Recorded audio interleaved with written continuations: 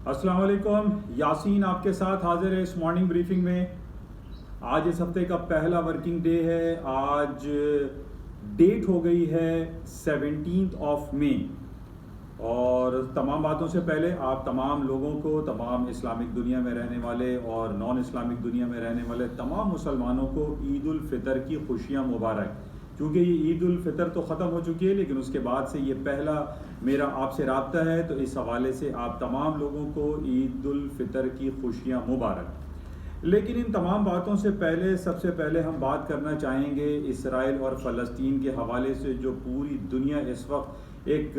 Tension کے ماحول میں چل رہی ہے، اور خاص طور پہ ہمارے فلسطینی مسلمان بھائی اسرائیلی جائریت کے سامنے مقابلہ کر رہے ہیں، ان کے خلاف کھڑے ہوئے ہیں، بیت المقدس کی آزادی کے لیے کھڑے ہوئے ہیں، یروشلم کی آزادی کے لیے کھڑے ہوئے ہیں۔ حماس، فلسطین اور جناب یہ جو ویسٹ بینک ہے، اور اس کے علاوہ جو غزہ کی پٹی ہے، یہ اس وقت ہم دیکھ رہے ہیں کہ پچھلے ایک ہفتے سے ایک قیامت صغری وہاں پر نازل ہوئی ہے، اور لوگ بہت زیادہ پریشان ہیں۔ ہلاکتوں کی تعداد روز بروز بڑھتی چلی جا رہی ہے۔ تقریباً کم و بیش 200 مسلمان وہاں پر اس وقت ہلاک ہو چکے ہیں۔ لیکن افسوس در افسوس یہ کہ تمام اسلامک دنیا، جس میں مسلمانوں کی تعداد کم و بیش 1.5 ارب مسلمانوں کی نفوس پر مشتمل ہے، وہ خاموش تماشائی بنے بیٹھے ہوئے ہیں۔ آرگنائزیشن آف اسلامک کانفرنس ایک تماشا بنی ہوئی ہے اور کوئی کام کرتی ہوئی دکھائی نہیں دے رہی ہے۔ پوری اسلامک ورلڈ کی طرف فلسطینی معصوم لوگ نظریں جمائے بیٹھے ہوئے ہیں کہ کب وہ ہماری مدد کو آئیں گے۔ بہرحال ہمیں ان کے لیے کوشش کرتے رہنا چاہیے، صرف دعاؤں پہ کام نہیں چلے گا کہ ہم صرف دعا مانگتے رہیں اللہ کے حضور کہ فلسطینی عوام کا ساتھ دیا جائے اور ان کی مدد کے لیے ابابیلوں کو بھیجا جائے، یہ مناسب نہ ہوگا۔ ہمیں عملی طور پر ان تمام مسلمان کنٹریز میں، جس میں پاکستان، سعودی عرب، ٹرکی، ملیشیا اور جو جتنے بھی مسلمان کنٹریز ہیں، جن کی طرف تمام فلسطینی بھائیوں نے نظریں جما کے رکھی ہوئی ہیں کہ کب وہ ان کی مدد کو آئیں گے، اس حوالے سے ایک مربوط نظام پیش کرنا چاہیے، ایک مربوط پالیسی وضع کرنی چاہیے کہ فلسطینی عوام کا آخر اس کا فائنل سلوشن کیا ہے۔ ہم یہ دیکھ رہے ہیں کہ پچھلے سال سے پچھلے 70 سالوں سے فلسطین بیت المقدس، قبلہ اول اور اپنی زمین کے لیے لڑ رہے ہیں، مر رہے ہیں، کٹ رہے ہیں، لیکن پوری دنیا خاموش تماشائی بنی بیٹھی ہوئی ہے۔ بہرحال اس حوالے سے ہمیں کوشش کرنی چاہیے، اور اس عید الفطر میں ہمیں صرف اپنی خوشیوں کے لیے نہیں جینا چاہیے، بلکہ ان کی جو کوششیں ہیں، آزادی کی جو کوششیں، اس میں بھی اپنا عملی کردار بھرپور طور پر ادا کرنا چاہیے۔ بہرحال اس بیسس پہ ہم پوری دنیا کی جو مارکیٹ کے حوالے سے اگر اس کا تجزیہ کریں، جیسے کہ پہلے بھی میں بارہا آپ لوگوں کی خدمت میں یہ بات گوش گزار کرتا چلا آ رہا ہوں کہ سونے، چاندی، پیلیڈیم، پلاٹینم یا جو پریشس میٹلز ہوتے ہیں، ان حالات کے خراب ہونے کے باعث ان میں تیزی آ جاتی ہے، اور پچھلی کافی عرصے سے میں آپ سے یہی بات بیان کرتا چلا آ رہا ہوں کہ جس کے اندر ایک تو فلسطین اور اسرائیل کا جو مسئلہ ہے، اور جو مڈل ایسٹ میں جو خاص طور پہ سعودی عرب اور یمن کے حوالے سے بھی ہمارے سامنے پرابلم سامنے رہتی ہیں، اسی طریقے سے سعودی عرب اور ایران کے درمیان جو خلفشار نمودار ہوتی ہیں، اس کی وجہ سے سونے، چاندی اور پریشس میٹل کی قیمتوں میں اضافہ رہتا ہے۔ اور کل ہم نے یہی دیکھا، بلکہ آج صبح سویرے جب مارکیٹیں اوپن ہوئی تو گولڈ، سلور اور ان تمام پریشس میٹل کی قیمتوں میں خاطر خواہ اضافہ ہوا، اور اس کے خاطر اضافے ہونے کی جو وجوہات بیان کی جاتی ہیں وہ یہی ہوتی ہیں کہ جناب جو پریشس میٹلز ہیں، جس کو ہم سیف ہیون کے طور پہ بھی گردانتے ہیں، اس کے اندر ایک ٹیکنیکلی یا ایک سائیکولوجیکل بائنگ آ جاتی ہے، اور یہی آج ہم نے دیکھا کہ سونے کی قیمتوں میں خاطر خواہ اضافہ ہوا، اور آج بھی اس وقت ہم دیکھ رہے ہیں کہ $1855 پر آؤنس کے حساب سے گولڈ کی قیمتیں چل رہی ہیں، جو کہ کئی مہینوں کے ہائی ہم کہہ سکتے ہیں۔ اسی طریقے سے دوسری وجہ جو سونے کی اوپر جانے کی وجہ تھی، اس کی وجہ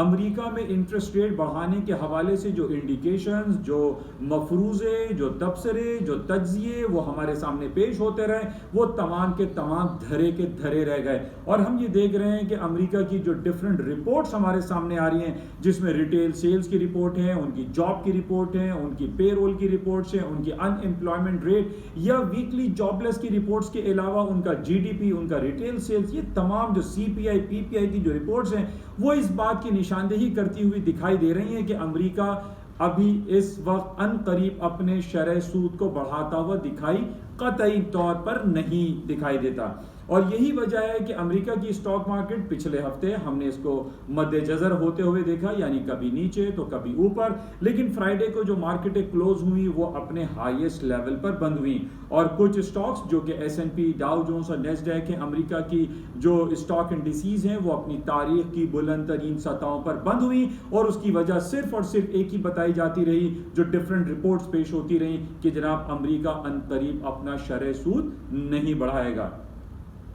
اسی وجہ سے ہم یہ دیکھ رہے ہیں کہ انٹرسٹ ریٹ نہ بڑھانے کی وجہ سے سونے کی قیمتوں میں بھی اضافہ ہوا. سونے کی قیمتوں میں اضافے کی دوسری وجہ آپ سے بیان کی گئی کہ اسرائیل اور فلسطین اور عرب میں جو اس طریقے سے خلفشار اور حالات کی سنگینی ہے، اس کی وجہ سے سونے کی قیمتوں میں اضافہ ممکن تھا اور وہ آج ہو گیا. اور مزید اضافہ ممکن ہے، کیونکہ اس میں ہم یہ نہیں کہہ سکتے کہ جناب سونے کی قیمتیں بس اب ہو گئی ہیں اور اب اضافہ نہیں ہوگا. دو باتیں آپ ذہن میں رکھیں، ایک تو امریکہ کا انٹرسٹ ریٹ نہ بڑھانا، شرح سود کا اضافہ نہ کرنا، اور دوسری طرف یہ جو عرب کنٹریز میں جو خلفشار ہے، فلسطین، اسرائیل، سعودی عرب، یمن، سعودی عرب یا ایران کے اندر جو آپس کی خلفشار ہے، اس کے باعث سونے کی قیمتوں میں اضافہ مستقل برقرار رہے گا.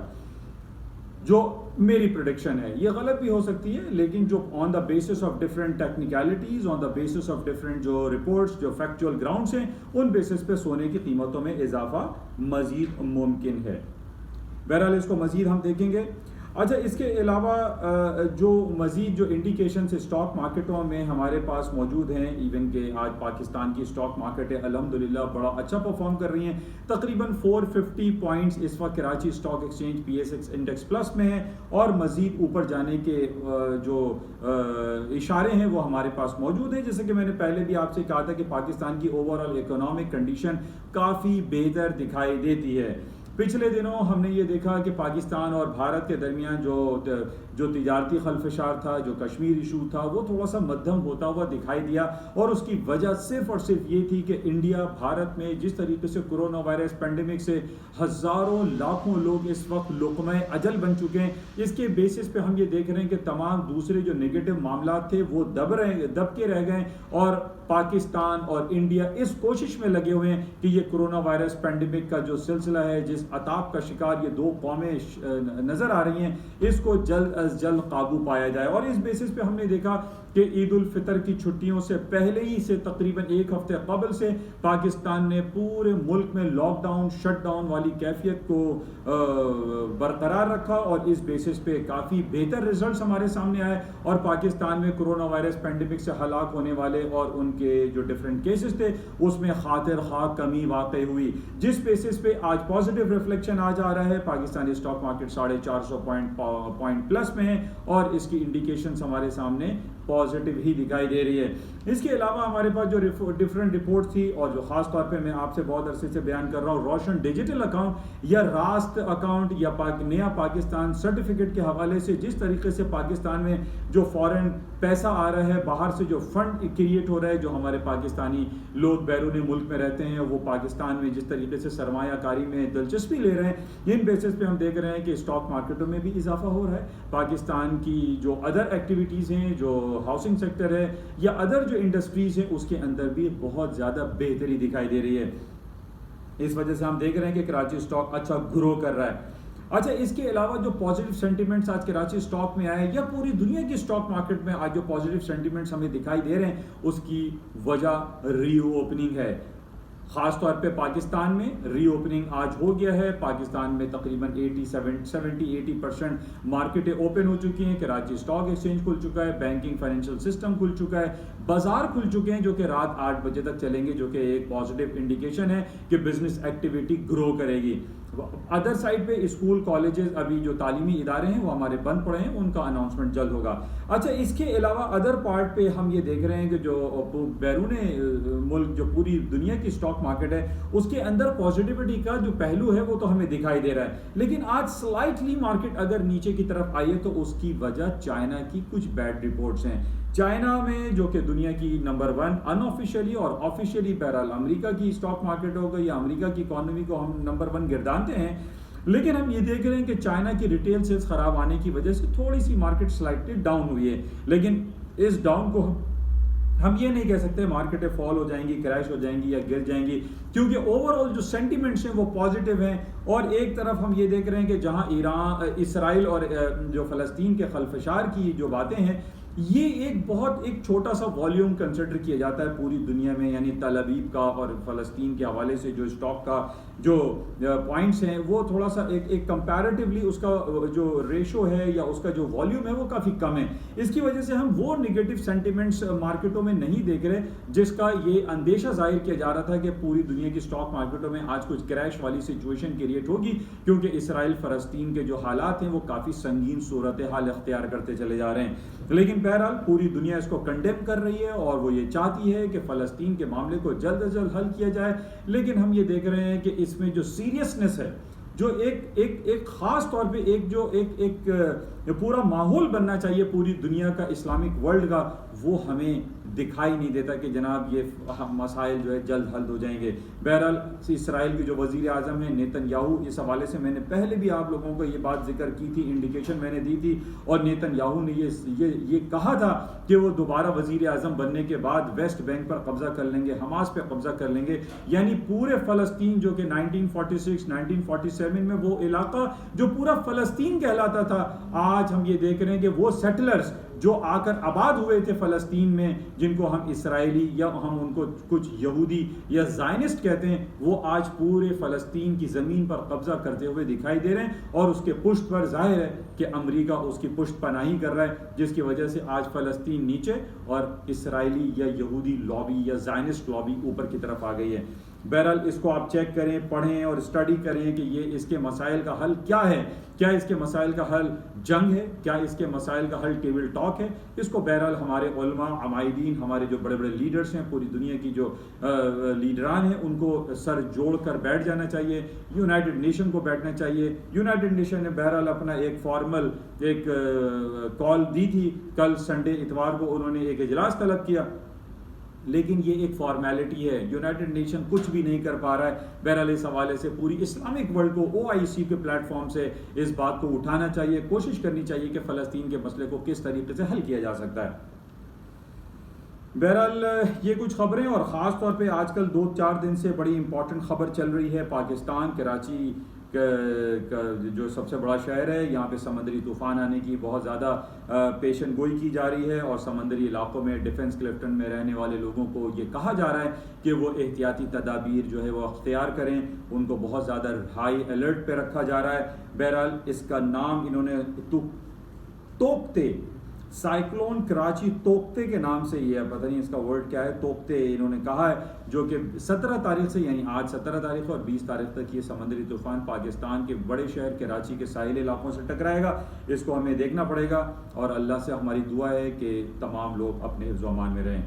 اچھا، آخر میں سب سے ایک امپورٹنٹ خبر، جو بڑے ایک غمگین خبر ہے، افسوس کی خبر ہے۔ پاکستان کا ایک بہت بڑا نام تھا، فاروق قیصر صاحب، جو کہ انکل سرگم کے نام سے پہچانے اور جانے جاتے تھے بیک ان 1980s اور 1990s میں، بڑا زبردست ان کا پروگرام چلتا تھا کلیاں کے نام سے۔ ان کا پچھلے دنوں انتقال ہو گیا، تقریباً 80 سال ان کی عمر رہی۔ ہم یہ دیکھ رہے ہیں کہ پچھلے 15-20 دنوں سے کہہ لیجئے یا 2 مہینے سے پاکستان اور انڈیا کے بہت بڑے بڑے نامور اداکار، نامور ڈرامہ نگار، نامور فلم میں کام کرنے والے لوگ دنیا سے رخصت ہوتے چلے جا رہے ہیں۔ ہماری دعائیں ان تمام لوگوں کے لیے ہیں جو بیمار ہیں، جو اپنے خاصا وقت گزار چکے ہیں، اللہ ان کو زندگی اور صحت عطا فرمائے، آمین۔ یہ کچھ باتیں آپ لوگوں کے ساتھ شیئر کی گئیں، امید ہے کہ کچھ نہ کچھ آپ کو ان خبروں سے، ان باتوں سے، ان تبصرے اور تجزیوں سے کچھ حاصل ہو جاتا ہوگا۔ میں امید کرتا ہوں کہ آپ اس یوٹیوب چینل کو زیادہ سے زیادہ اس کو پھیلائیں گے، اس کو لائک کریں گے، شیئر کریں گے، اور اس کو سبسکرائب کریں ود بیل آئیکن زیادہ سے زیادہ، تاکہ اس میں جو بھی پوائنٹس ڈسکس کیے جاتے ہیں اس سے عام لوگوں کو بھی استفادہ حاصل ہوتا رہے۔ انشاءاللہ رابطے میں رہیں گے۔ آپ سے اجازت جاتے ہوئے آپ سے انشاءاللہ کل پھر ملاقات ہوگی، اس وقت کے لیے اجازت، خدا حافظ۔